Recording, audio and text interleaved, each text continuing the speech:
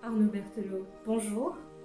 Pourriez-vous nous en dire plus sur vos locataires à la vallée de Ferney et sur les activités visant à les protéger? Alors, en parlant de nos locataires, c'est vrai, nous avons des locataires qui vivaient là il y a 400 ans de cela et qu'on a réintroduit. C'est des oiseaux endémiques que nous avons, donc avec 5 variétés d'oiseaux, qui étaient un succès. Et il faut qu'on fasse des projets de réforestation pour leur habitat et qu'on les contrôle aussi. On a mis des nids artificiels pour qu'ils puissent commencer à pondre des œufs. On a eu des naissances.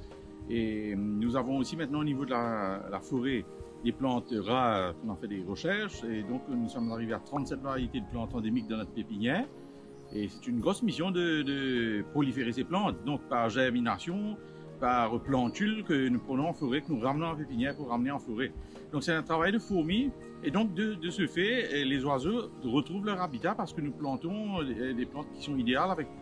Disons que le pigeon rose, il aime bien le bois coupable, c'est un arbre qui donne beaucoup de branches un petit peu dans tous les sens, donc il se pose facilement.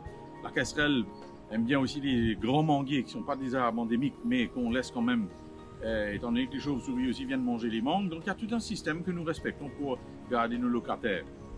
Quels ont été vos plus grands défis au cours de ces dernières années?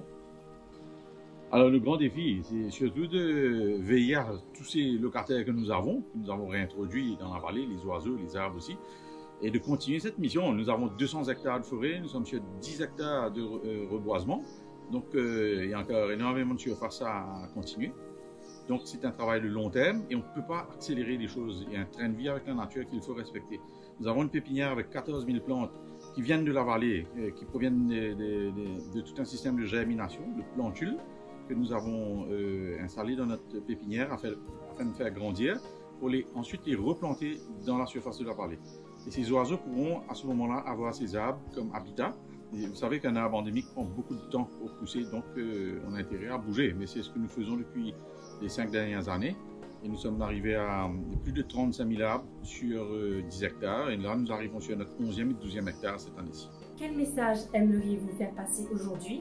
Et quels sont les changements que vous aimeriez voir chez nous ici à l'île Maurice?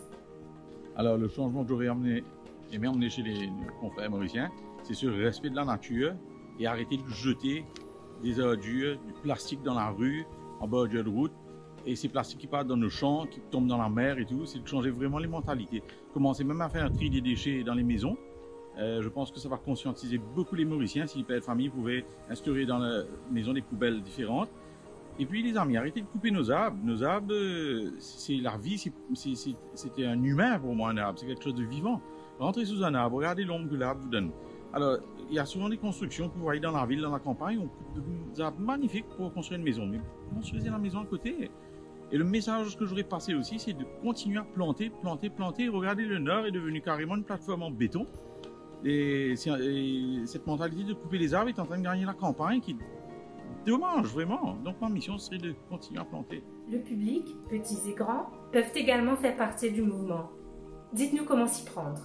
Alors, si vous voulez collaborer avec la vallée, avec notre programme de réforestation, vous êtes les bienvenus. Vous pouvez adopter un arbre et vous pouvez planter un arbre aussi. On le fait en groupe avec les étudiants et moi, ça me fait bien plaisir de vous avoir.